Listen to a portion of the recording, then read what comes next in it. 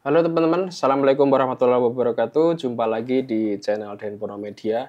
Oke teman-teman, di kesempatan kali ini saya ingin berbagi informasi yang sangat penting, yaitu mengenai modus penipuan jasa gestun, jasa pencairan saldo atau jasa convert saldo. Tapi sebelum kita lanjut, jangan lupa ya teman-teman untuk menekan tombol subscribe dan mengaktifkan lonceng notifikasinya agar channel Denpono Media bisa terus berkembang.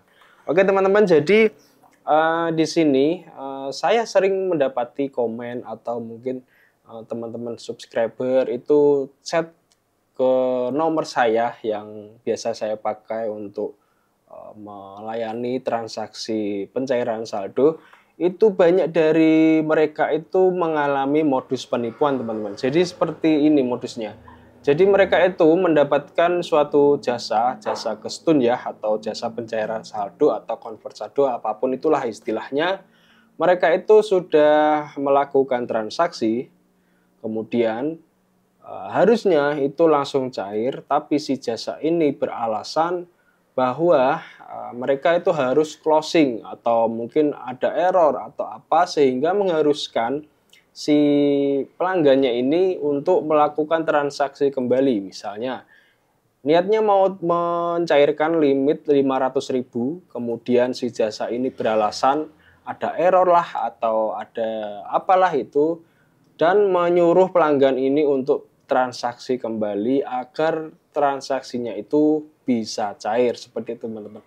Nah, jika kalian mengalami seperti ini atau jasa yang kalian hubungi itu memiliki gerak-gerik atau modus seperti ini, itu sudah bisa dipastikan itu jasanya mau nipu.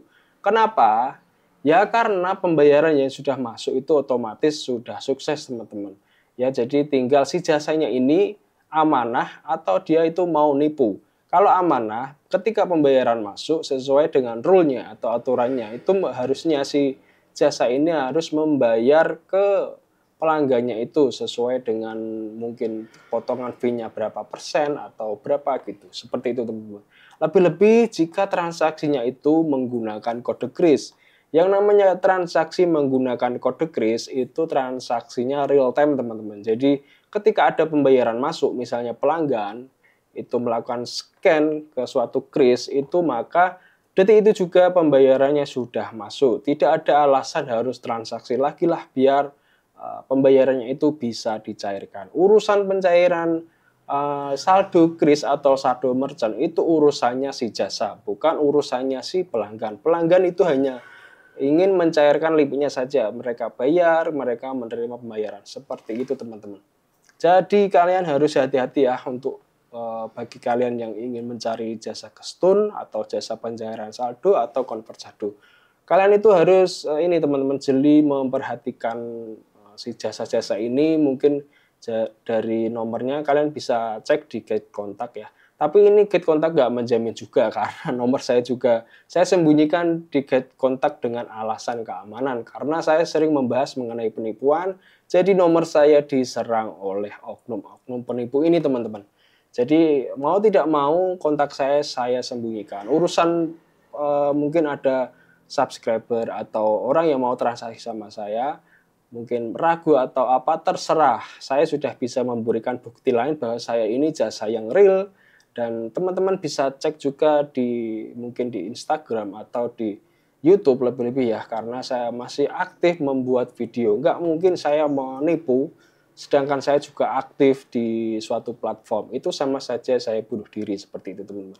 Ya jadi kalau kalian cari jasa itu ya minimal dicari tahu lah itu jasanya itu masih aktif atau dia itu hanya mengupload konten, bahkan reupload ya, untuk mempromosikan jasanya saja. Misalnya ini kalau di YouTube itu saya sering menemukan, bahkan saya sering memblokir juga karena mereka itu spam di kolom komentar saya. Jadi misalnya kalau di YouTube itu ciri-cirinya, ciri-ciri penipu gestun adalah mereka itu mengupload mungkin video short satu atau tiga atau beberapa gitu, dan setelahnya dia sudah tidak ada upload lagi, atau dengan kata lain si channelnya ini nggak aktif teman-teman. Dia cuma pasang umpan saja, yaitu berupa video, bahkan mungkin videonya reupload, Kemudian dia membuat channel lain atau mungkin di platform lain dengan cara yang sama, dia ngupload beberapa video yang mempromosikan suatu jasa, dia bisa mencairkan aplikasi ini, A, B, C, sampai Z seperti itu teman-teman.